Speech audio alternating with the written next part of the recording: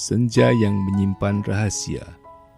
Cerpen karya Sol Amrida.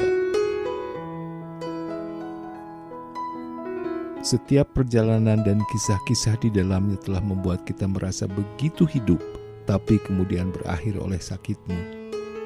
Di atas kasur, tubuhmu begitu ringkih, lebih ringkih dari senja. Setiap senja aku memelukmu, seperti memeluk kekosongan. Senja membuatmu bertambah tiada, raut mukamu kian pudar. Rambutmu kusut mengambang, bagai bulir cahaya menembus jendela yang tak sampai pada kulitmu. Matamu nanar seperti pasir pantai yang ditimpa gelap malam.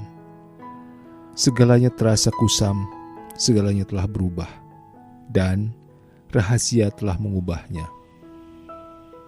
Kita mencintai perjalanan, tapi juga mencintai rahasia. Banyak hal telah disembunyikan bagai bom waktu. Kini rahasia telah meledak dengan letusan yang dahsyat. Kini kau sudah terkulai. Perjalanan kita telah menjadi alasan untuk menutupi segala rahasia. Dengan menikmati perjalanan, kita seolah lupa pada sesuatu yang siap terbuka katupnya dan berubah menjadi ledakan. Kita begitu bersemangat mencari tempat-tempat yang belum disinggahi, sekadar untuk menutupi sebuah rahasia besar. Dengan perjalanan, kita berpura-pura menyaksikan rahasia di antara kita. Rahasia itu bermula dari sebuah pertemuan tak terduga, sebuah senja yang menggelora di antara deburan ombak. Aku sedang berjarak dengan ombak pantai Lagoy, Bintan. Cakrawala menyebarkan kepingan-kepingan cahaya emas membelah awan. Di pantai itu, waktu menjadi sekutu bagi cahaya dan kelip ombak memantul. Keindahan yang tiada tara. Itu sebabnya aku selalu mendambakan senja di tepi pantai, seorang diri. Keindahan mendadak berubah saat aku melihat seseorang tersapu ombak. Tubuh yang tak kuat menopang, tubuh payah dengan tangan menggapai-gapai. Debur ombak menelan tubuhnya. Seketika aku melepaskan baju dan berlari ke arahnya. Aku menggapainya lalu menyeretnya ke pinggir pantai. Itulah kau, perempuan bermata sayu. Tubuhmu lunglai. Aku memapahmu menjauh dari ombak dan merebahkanmu di atas pasir. Orang-orang mendekat, mengerumuni tubuh yang belum sadar itu. Peristiwa itu ternyata menjadi awal yang penuh rahasia bagi kita. Saat penjaga pantai dan para medis berdatangan memeriksa keadaanmu, kau mulai sadar. Kau tersenyum ke arahku saat petugas penjaga pantai bertanya tentang aku dan ada hubungan apa aku denganmu. Aku menjawab sekenanya bahwa kau adalah temanku. Tapi penjaga itu bertanya lagi, entah sekadar memastikan apakah betul aku temanmu atau lebih dari sekedar teman. Aku menjawab dengan pasti, dia pacarku. Itulah awal rahasia kita. Sejak itu kita sepakat menghabiskan senja bersama. Di sebuah kursi di pinggir pantai, kita menikmati sisa senja. Masing-masing memesan minuman. Kau hanya memesan air putih, lantas mencampurkannya dengan sesuatu yang melarut berwarna kekuningan. Saat aku tanya tentang minuman itu, kau hanya menggeleng. Kelak, aku mengerti bahwa minuman itu ialah salah satu rahasia yang kau sembunyikan. Senja terasa cepat. Keindahan ternyata harus berujung, dan waktu telah memperpendek pertemuan. Kita saling menatap senja, menghilang di telan waktu. Di antara ujung senja itu, kita rupanya telah tertelan perasaan masing-masing karena sebuah persamaan. Pencinta senja, pantai, perjalanan, juga kesendirian. Tapi betulkah kita pencinta kesendirian? Tanyaku. Gelap kian menyelimuti pantai Lagoy. Lampu-lampu di sepanjang cottage mengerlip bersamaan dengan lampu-lampu pantai yang berjajar di sepanjang pantai. Orang-orang beranjak menuju penginapan. Aku menyukai obrolan ini, tapi tahukah kau bahwa kesendirian menjadi alasan utama ketika aku tidak pernah bertanya siapa namamu, asalmu, juga pertanyaan remeh lainnya? Kau tahu kenapa? Karena hal-hal remeh akan memberatkan perjalanan selanjutnya.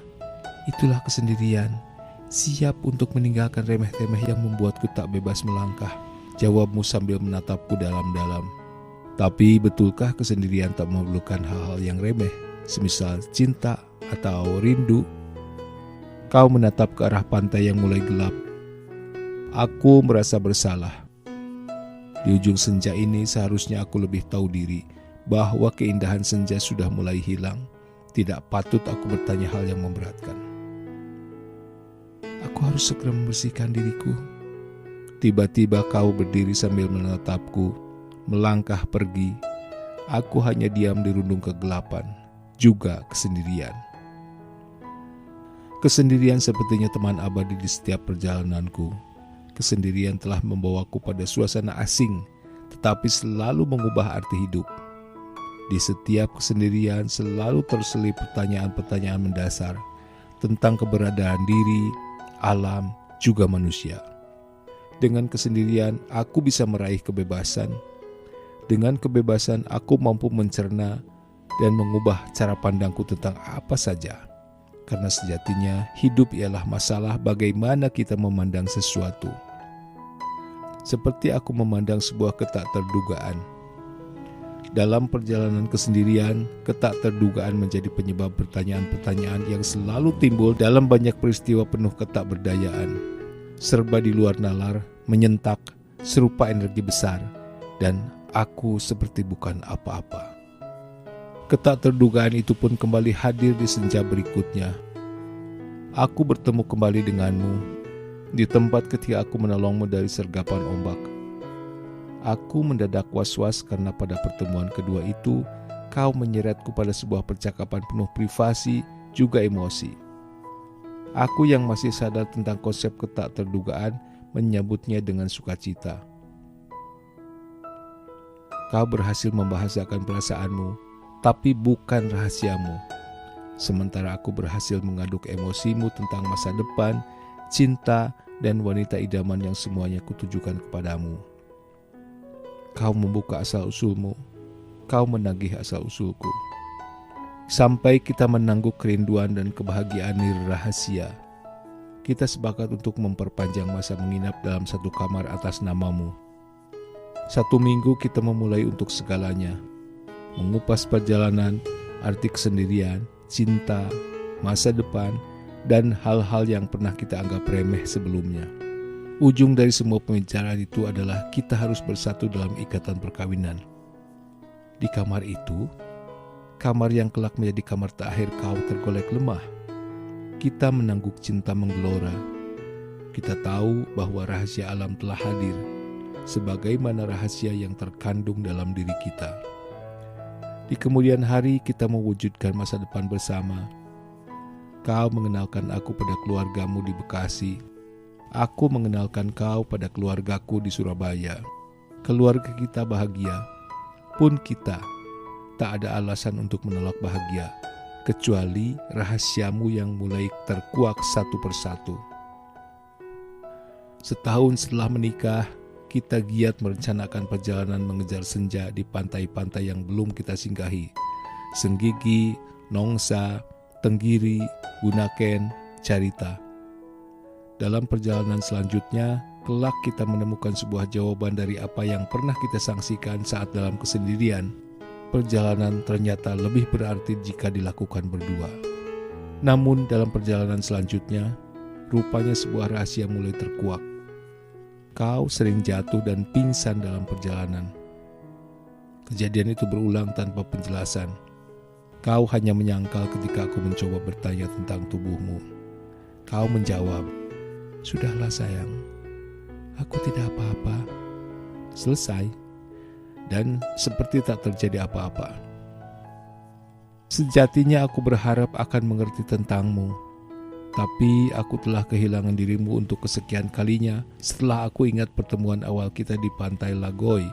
Ternyata kau pingsan bukan karena terseret ombak, melainkan karena tubuhmu sudah lemah. Betapa konyolnya aku ketika itu. Kekonyolanku berulang ketika aku ingat minuman yang kau minum saat pertama bertemu. Larutan berwarna kuning itu ternyata obat yang mesti kau minum secara rutin. Ah, betapa keberuntungan hanyalah sebuah kekonyolan. Begitu keras kepalanya dirimu, sekadar menjelaskan apa yang terjadi saja, kau begitu kuat untuk diam. Aku sering memaksamu pergi ke dokter, kau menolak. Uang untuk ke dokter akan lebih berguna jika kita gunakan untuk pergi ke pantai yang belum kita singgahi. Begitu entengnya kau menganggap masalah dalam tubuhmu. Aku betul-betul menyerah untuk menyeretmu ke dokter. Aku sudah berkali-kali ke dokter. Dokter hanya memberiku resep yang sama. Sampai akhirnya aku menghentikan kunjungan ke dokter dan langsung membeli obat tanpa resep. Kau tahu apa penyakitmu? Aku tidak ingin tahu dan aku tidak akan bertanya. Biarlah dokter saja yang tahu penyakitku. Ada baiknya kau tahu penyakitmu. Sayang, kalaupun aku tahu penyakitku, apakah segalanya akan berjalan baik? Apakah dengan mengetahui penyakitku aku harus menghentikan pencarianku terhadap kebahagiaan? Lebih bermakna mana hidup bahagia tanpa mengetahui penyakit atau hidup tak bahagia dengan ancaman yang selalu terpikirkan? Aku harus menerima segalanya. Permintaanmu untuk berakhir di tempat kita memulai aku tunaikan. Kini kau menikmati duniamu dengan tergolek lemah di atas kasur di sebuah kamar di pinggir pantai Lagoi. Lewat jendela kamar, kita kembali menikmati senja merajang awan di sekujur pantai. Daun kelapa melambai pelan. Dalam kesedihan yang penuh rahasia, kita juga bisa berbahagia. Aku memelukmu seperti memeluk kekosongan. Senja telah membuatmu bertambah tiada. Raut mukamu kian pudar. Rambutmu kusut mengambang, bagai bulir cahaya menembus jendela yang tak sampai pada kulitmu. Matamu nanar seperti pasir pantai yang ditimpa gelap malam. Sepi mengental. Segalanya terasa kusam. Segalanya telah berubah.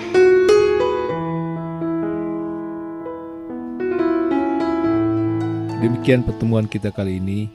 Tata dan Wihaja pamit. Terima kasih sudah menyimak.